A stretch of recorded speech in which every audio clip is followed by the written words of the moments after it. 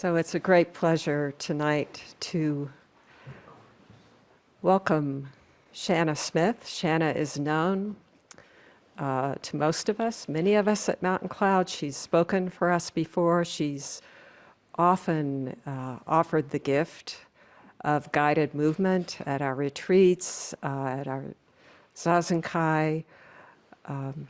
Shana is a parent of two beautiful children, a son in high school, a daughter in college. She's a published author with more projects on the way. She's a singer-songwriter and kirtan leader. She's a long-time yoga practitioner and now yoga master. And I think it was back in 2004, she started out of this deep yoga practice, was led to meditation and to Zen. And it was not long thereafter that we met and began working together. Quite a wonderful process. In 2007, Shana took refuge with Sambo Zen. We continued to work, and now she's also been practicing with Henry, with Ruben Havito Roshi. She's had a chance also, and with Yamada Rion Roshi. And it was last summer that the abbot of Sambo Zen, Yamada Rion Roshi, appointed Shana as an assistant teacher of Sambo Zen. Good evening, everyone. Thank you, Valerie. Thank you for that introduction. Just taking a moment of soaking it all in. Just the sheer wonder and miracle that we're here and that we share this practice. So, thanks for the invitation to share a few words, which hopefully will help our exploration of that which truly is wordless. And yet I wrote a bunch, so I'll begin. I wanted to begin by sharing a bit of a personal story. So I have 3 dogs, and every morning, all 3, first thing, want to get out for their walk. So it's become a bit of a routine or daily practice for me to gather up what they need, the leashes, the poop bags, queue up a Seijo on my phone, a dharma talk, and sort of enjoy a dharma-soaked saunter through our neighborhood. After we return and the dogs are fed, the zafu beckons for my morning sit. And if I time it right, I can make it for the Mountain Cloud morning sit at 9 a.m. Florida time, 7 a.m. your time, Santa Fe. And there's definitely something to be said, about routine. In daily life, it's much like the form that we follow in our zazen, our zazenkai, our sesshin. It's a predictable, time-tested, and well-known structure that we can entrust to hold us on our journey. It holds our space. It acts as our container. And in theory, we can relax into it or feel invited to relax into it. It's sort of a reliable place for our messy, organic, globular, fickle, ever-changing bodies, minds, and hearts. And that way we can perhaps function a little more freely with less fear and less uncertainty. It gives us some confidence and security, perhaps, in the midst of not knowing what is actually happening or what will happen in each moment. There's a sensei in England, David Kazan Scott from Stonewater Zen Center, and he calls this functional fixedness.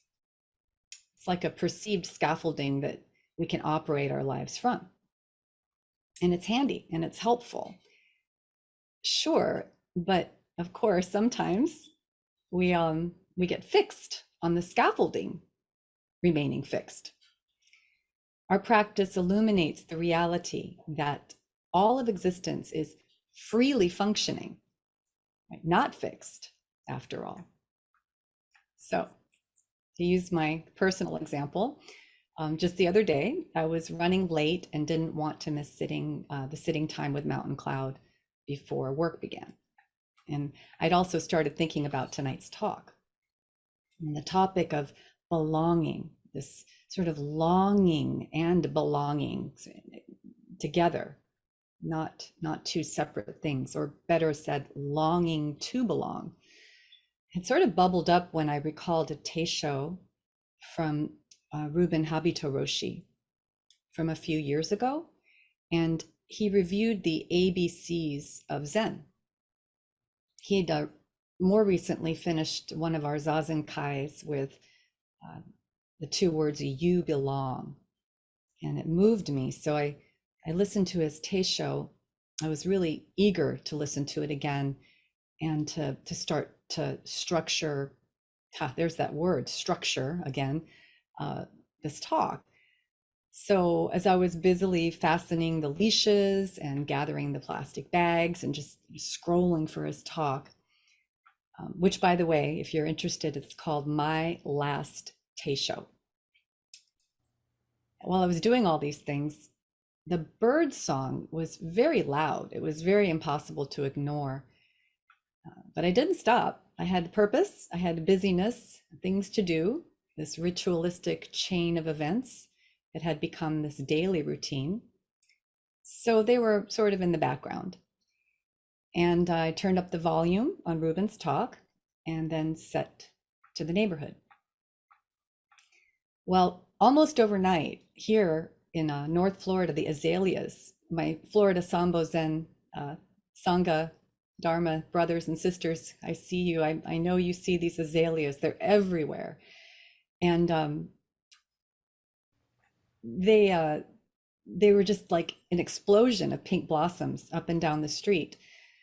But the leashes had gotten tangled up. So I just sort of noticed them and tended to my business.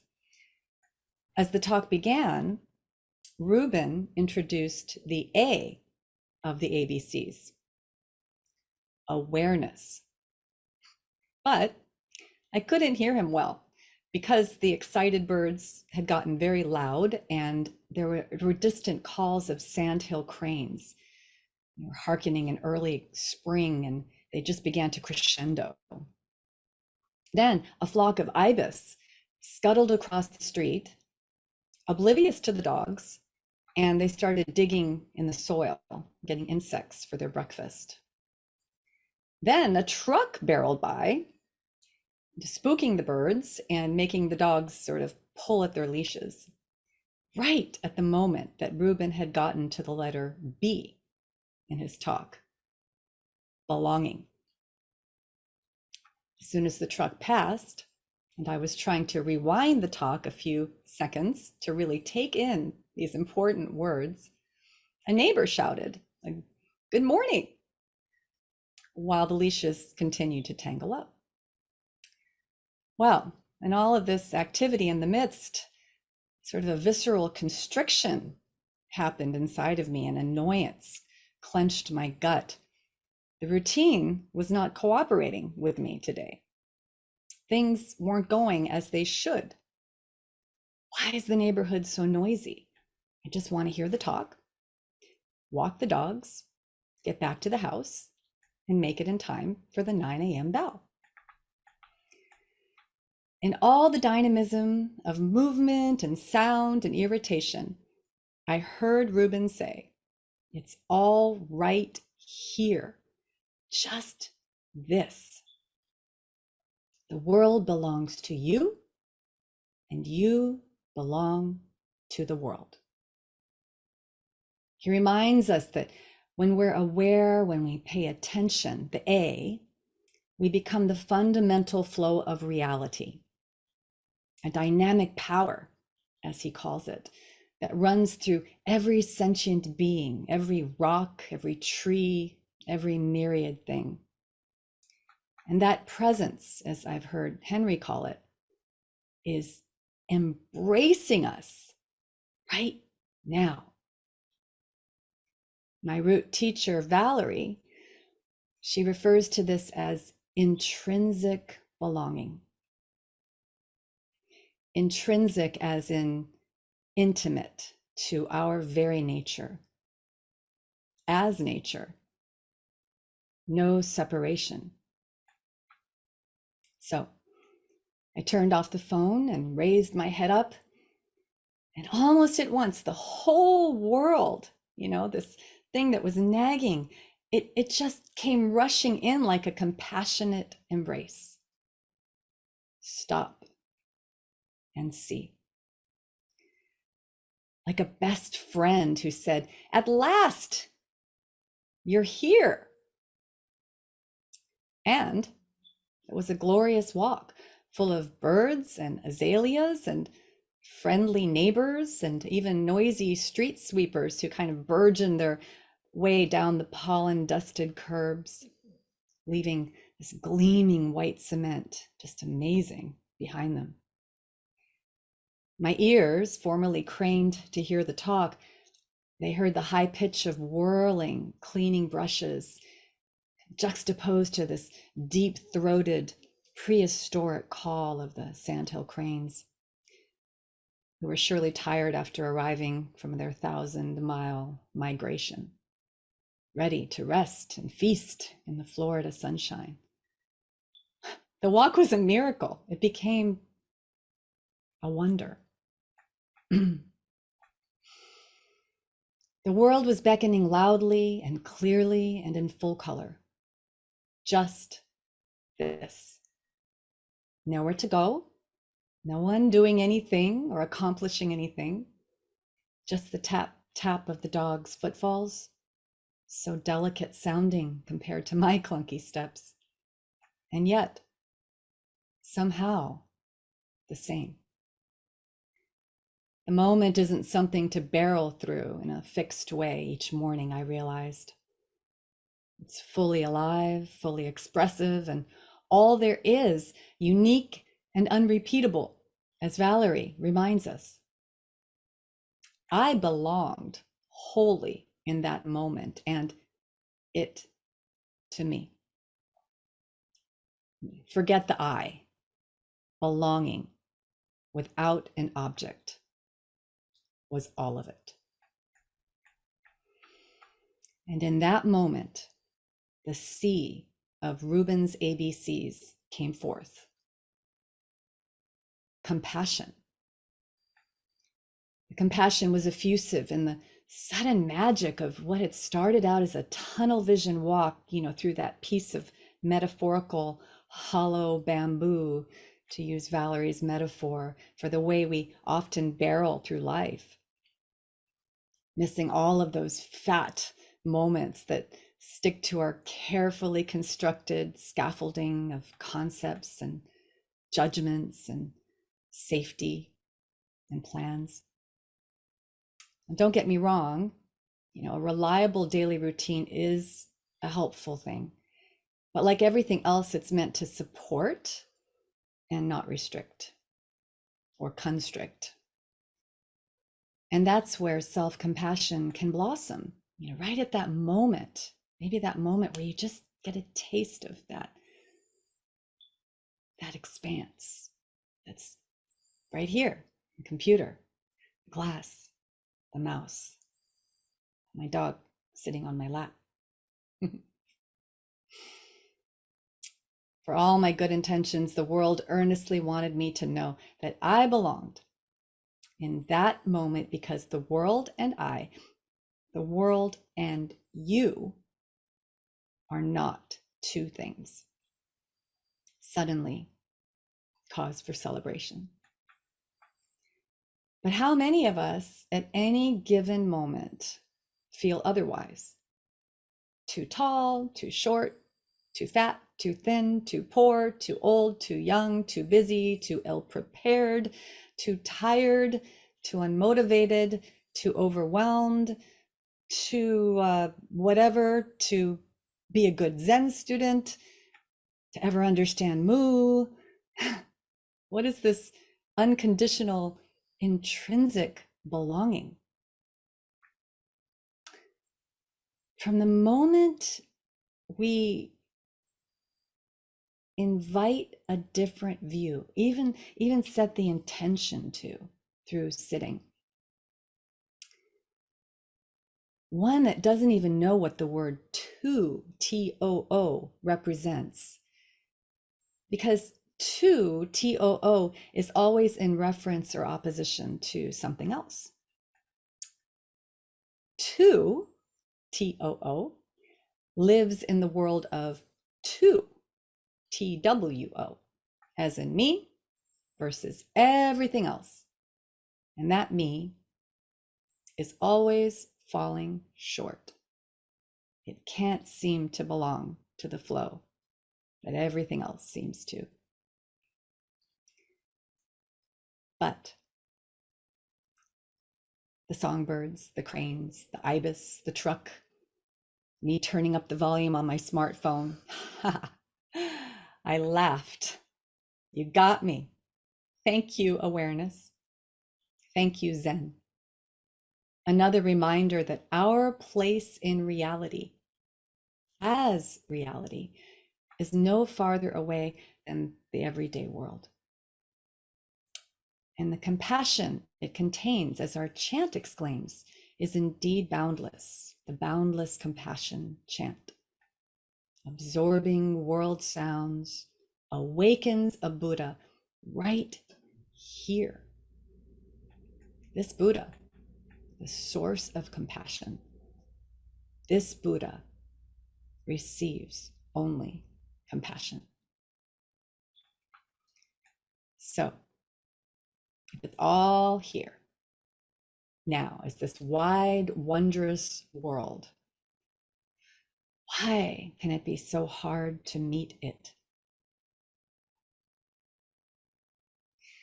In the morning walk example, perhaps it was fear of not being prepared for the day or the talk or enter some perceived something here, not getting my act enough together to function properly, for not being perfect. The sudden realization that the functioning of you is already fully expressing itself exactly where you are, where we are, and as we are. Well, that's freedom. The words of Nawal El-Sadawi, author of the book Woman at Point Zero, come to mind. She says, I hope for nothing. I want for nothing. I fear nothing. I am free. And this freedom, it wholly includes, embraces even our hopes, wants, fears, and our longing to belong. So, this longing for belonging is a result of living our lives through the bamboo pole, somehow knowing that there's a wider world that's inseparable from us, that brings us to our cushion every day. This no separation is in fact what belonging is, but we feel like we can't access it, like the poor, destitute, and hungry man walking around with that precious jewel sewn into his coat, unbeknownst to him. It gives us a real sense. There's that compassion again for why inequity and corruption, which is so rampant in our world, they come from this intense need for belonging, but not knowing that it's already done. We've already arrived as one unified body. As such, This need, this longing breeds a dualism that fuels that us versus them mindset. If only the reality of one existence, one radiant and inclusive welcome could be experienced, there would be no wars, no division, no hatred. And this, Sangha, is why we sit, why we practice our six paramitas, generosity, discipline of ethics, patience, effort, concentration, wisdom.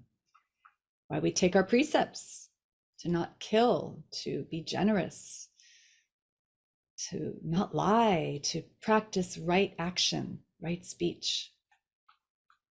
And why our practice is a potent form of proactivism, the ultimate act of belonging to a system of functioning that we cannot help but care about very, very deeply because we're inseparable from it.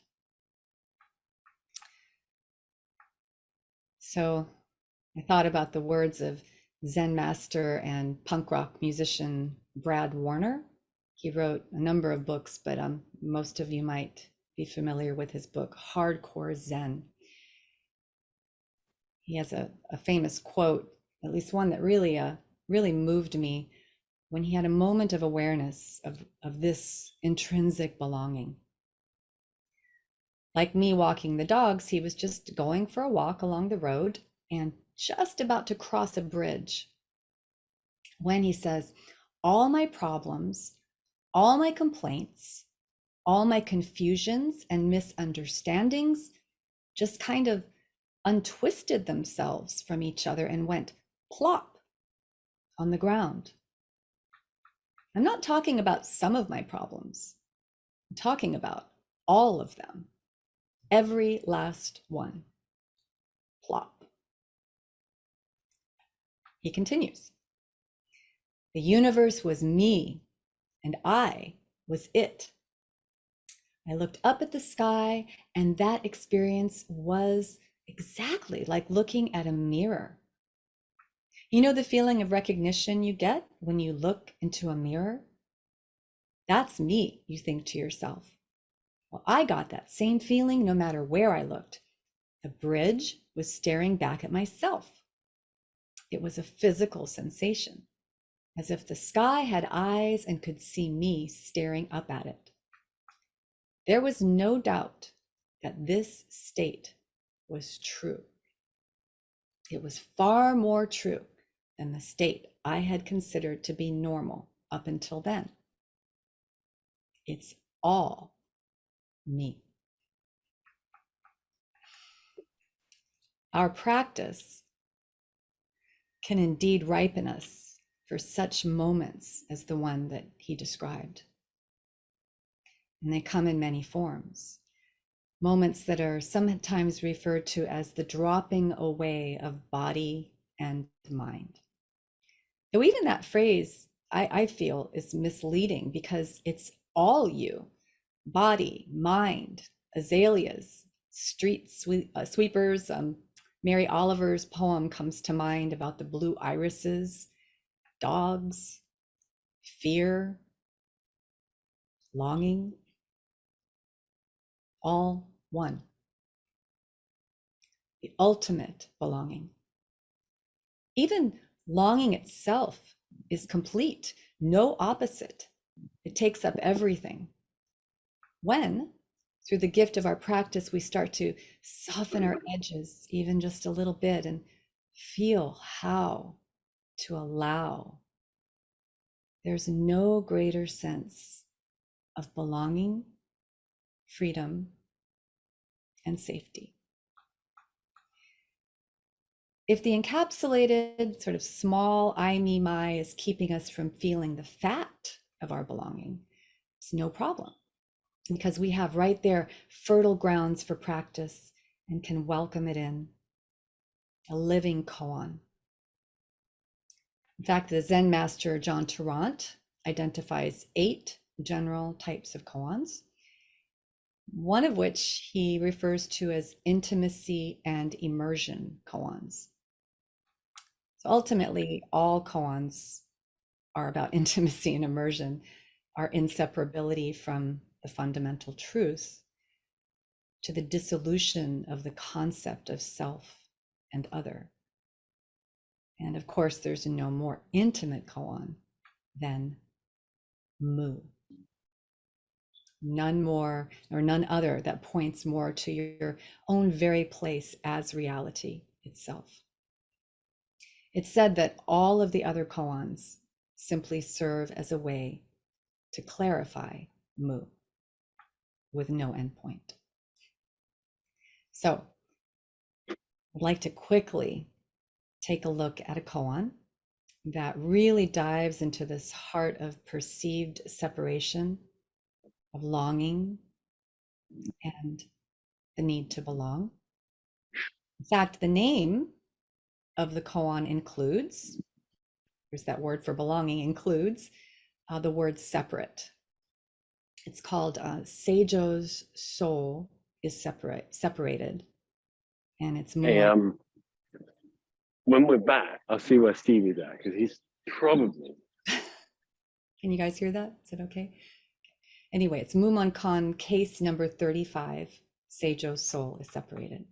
Okay, so the case is very short, but there's a bit of a story that I'm going to give you a short version of as well. So here's the case. Goso asked a monk, Seijo and her soul are separated. Which one is the true Seijo? That's the case. Now, the backstory for this case comes from a Chinese folk tale from the Tang Dynasty that can get very long. It's a wonderful one if you want to look it up. It's a great, great folk tale. So I'm just going to give you an abbreviated version for the sake of time. Seijo is a girl named Sei. Jo means girl. And she grew up together with her second cousin, Ochu. And eventually they fell in love. When they grew up, Seijo's father announced that Seijo was betrothed to a different man, and they were both heartbroken. Ochu, in his misery, he took off down the river rather than having to bear seeing his beloved with another man. But Seijo, who was also heartbroken, defied her father and went running down the riverbank after him, ran away from home. And her longing was so intense that she said she would rather be with him. So they went off together and they started a new life. They had a wonderful, happy life with 2 children and were very happy together. But Seijo did have some very difficult moments where she felt bad for defying her dad. And plus she loved her father very much and she missed him. So one day they decided to return to see her father, beg his forgiveness. While Sei waited on the boat, Ochu went to speak to her father. As he was speaking, her father looked incredulous and finally said, "What are you talking about? Ever since you left, my Sei has been so heartbroken that she never left her bed." Sure enough, when they walked into Sei's old room, she was lying there, sadly. When Ochu explained, the bedridden Seijo stood up and walked out to meet the happy Seijo, who was out on the boat. The two smiled at each other in instant recognition, merged, and became one. So I'll read you the koan one more time. Goso asked a monk, Seijo and her soul are separated. Which one is the true Seijo? So, which one is the true Seijo? Is she happy and in love? Is she missing her father? Is she sick? In bed? Heartbroken? Which one is the true you? Are you busy? Are you irritable? Are you walking your dogs? Are you wondering how to figure out a koan? Are you listening to a talk? Many of us right now, in this time, post-pandemic, are in rapid life transitions. I've seen so many of us, with each day bringing new experiences, a new normal, requiring adjustments and modifications to how we formerly, or have always done things versus how things can be met now in each very dynamic moment. Our Zen practice and the ABCs that it cultivates really allows for this. Allow for this. Rather than holding on for the ride with like white knuckles and just reacting and responding and resisting, each new change can serve to invite a new lens, a new wonder, and an opportunity to hone awareness, acknowledgement of complete belonging, and compassion for self and other as just one single tissue. Suddenly, when a neighbor asks, "Are you having a good day?" I can answer wholly, yes. But that's another koan. Every day is a good day. Or is it? I mean, Seijo's having a good day. Okay, so let's real quick look at the verse to this koan. It's quite beautiful. It says, "The clouds and the moon are the same. Valleys and mountains are different from one another. All are blessed, 10,000 times blessed. Is this one? Is this two?" Like the African word emoja or the Sanskrit word namaste, we are each other. In each of our unique ways, we express this one existence fully and completely and offer ourselves to one another with recognition of this inseparability. We are having a good day right now.